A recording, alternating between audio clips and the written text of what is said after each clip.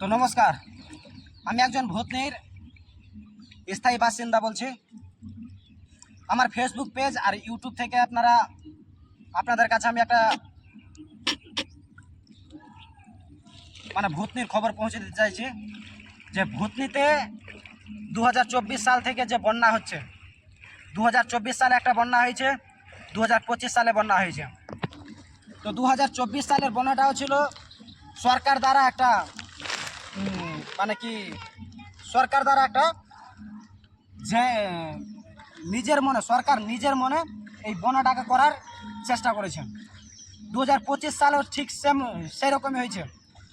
বাংলার মুখ্যমন্ত্রী যে টিএমসি দল রয়েছে তার সকল নেতা নেত্রীগণ ভূতনির মধ্যে 2025 সালেও জেনে বুঝে এই বন্যাটা করিয়েছে।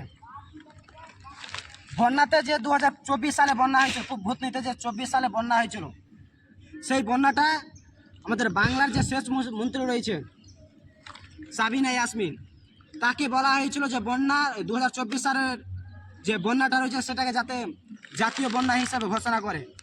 কিন্তু সে ভূতনিতে কোনো বন্যা হয়নি বলে তিনি প্রমাণ করছিল। গোটাই ভূতনিতে 10 থেকে 15টা মানুষ ডুবে মারা গিয়েছিল। ঠিক সেরকমই 2025 সালেও ভূতনিতে যে রবিবারে জল প্রবেশ করেছে ভূতনিতে, সেই জল 2025 সালে 3বার বন্যা সৃষ্টি করেছে। এখন পর্যন্ত এই জল যে দেখতে পাচ্ছেন, এই জলটা 2025 সালের 3য় নম্বর বন্যা। এখন পর্যন্ত ভূতনির গ্রামে গ্রামে কোথাও কোনো সুযোগ সুবিধা নেই। এবং পশ্চিমবঙ্গের সরকার, মুখ্যমন্ত্রী মমতা বন্দ্যোপাধ্যায় এবং মানিকচকের যে এমএলএ সাবিত্রী মিত্র রয়েছে, তারা নিজে থেকে একবার দেখবেন আপনাদের যে নেতা মন্ত্রীগুলো কাজ করছে এই ভূতনিতে, সেই কাজগুলো শুধু লুটের জন্য করা হচ্ছে। 2025 সালে 6.5 কোটি দিয়ে একটা বাঁধ তৈরি করা হয়েছে। সেই বাঁধটা শুধু এক জায়গায় ভাঙেনি, সেই বাঁধ গোটাই ভেঙে নষ্ট হয়ে গিয়েছে। তার কারণে আজ ভূতনির মানুষ এই বন্যার জলের মধ্যে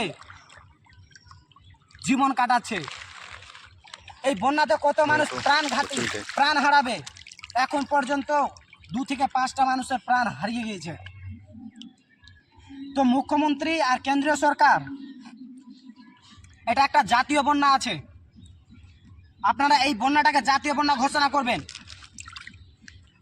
প্রত্যেকটা বাড়িতে, ভূতনির বাড়ি বাড়িতে জল পৌঁছে গিয়েছে। প্রধানমন্ত্রী নিজে বলেন হার ঘর জল। তো হার ঘর জল এভাবে পৌঁছালে শুধুমাত্র চলবে না।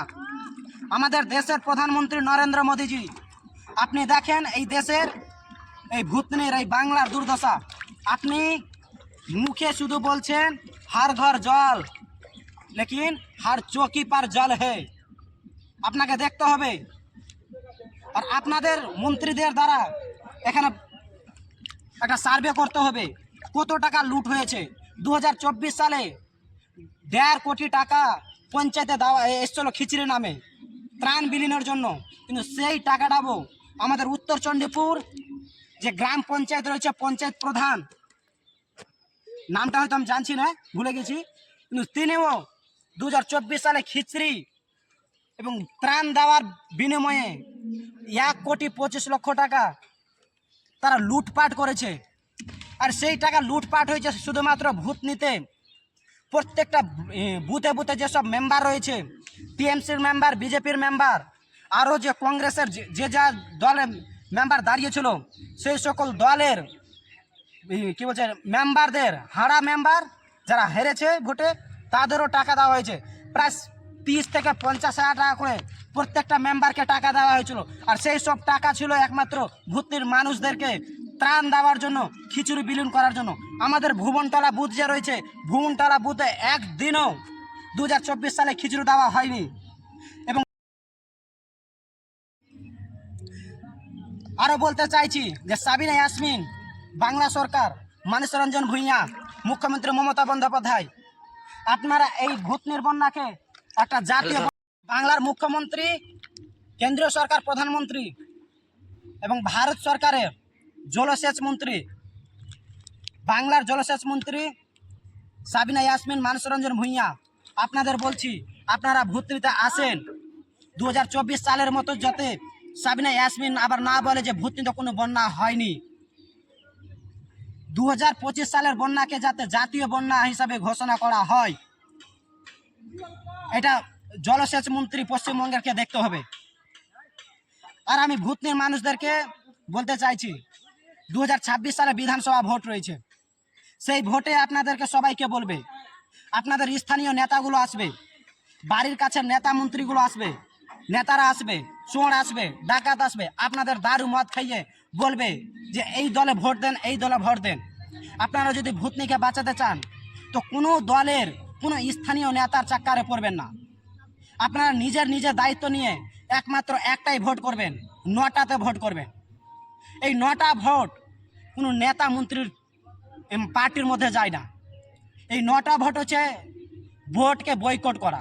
যদি 9টাতে ভোট দেন তো আপনাদের মানে দেশের প্রধানমন্ত্রী হোক, দেশের ক্যাবিনেট মন্ত্রী হোক, ইলেকশন কমিশনার হোক, এবং যত দল এই বিধানসভাতে দাঁড়াবে সেই সকল দলের নেতা নেত্রীদের কাছে একটা মেসেজ যাবে যে এই ভূতনির মানুষ কোনো দলকে পছন্দ করছে না, এখানে কোনো অসুবিধা রয়েছে, এই অসুবিধা সংশোধন করার জন্য, এই অসুবিধা দূর করার জন্য কেন্দ্রীয় সরকার হোক এবং রাজ্য সরকার ঝুঁকিপূর্ণ হবে এই সমস্যাটাকে সমাধান করার জন্য। তাই আপনারা কোনো দলের চাক্কারে পড়বেন না, না বিজেপি, না টিএমসি, না কংগ্রেস, সিপিএম, কাউকে ভোট দেবেন না। যতদিন ভূতনির সমস্যার সমাধান হচ্ছে না, কোনো দলের নিয়ে মাথা নড়ানড়ি করবেন না, শুধুমাত্র 9টাতে ভোট দেবেন। আর কারো কাছে একটা ত্রিপালের বিনিময়ে, এক বোতল দারুর বিনিময়ে, আর একটা মুরগার বিনিময়ে, মাংসের বিনিময়ে কেউ ভোট দেবেন না। যদি 2026 সালে ভোট হওয়ার আগে কিংবা পরে যদি ভূতনিতে আবার বাঁধ নির্মাণ করতে চাই, সেই বাঁধটাকে বয়কট করতে হবে। ভূতনির একটাই উপায় আছে বাঁচার, ভূতনিতে যাতে জল প্রবেশ না করে তার একটাই উপায় আছে কি, RCC ঢালাই কিংবা পাথর দিয়ে বাঁধানো। এর ছাড়া আর কোনো উপায় নেই যে ভূতনি বাঁচবে। মাটির বস্তা দিয়ে বাঁধা মাটিকে মাটি দিয়ে থামানো যায় না, মাটি দিয়ে জল থামানো যায় না, মাটি দিয়ে জল থামানো যায় না। তাই আপনারা ভোট বয়কট করেন, ভোট বয়কট করেন না বিজেপি, টিএমসি, কংগ্রেস, সিপিএম, কাউকে ভোট না। ভোট পর শুধু 9টাতে ভোট দেবেন। বাই, আপনারা ভালো থাকবেন, সুখে থাকবেন, বন্যা থেকে সবাই সাবধানে থাকবেন। নমস্কার।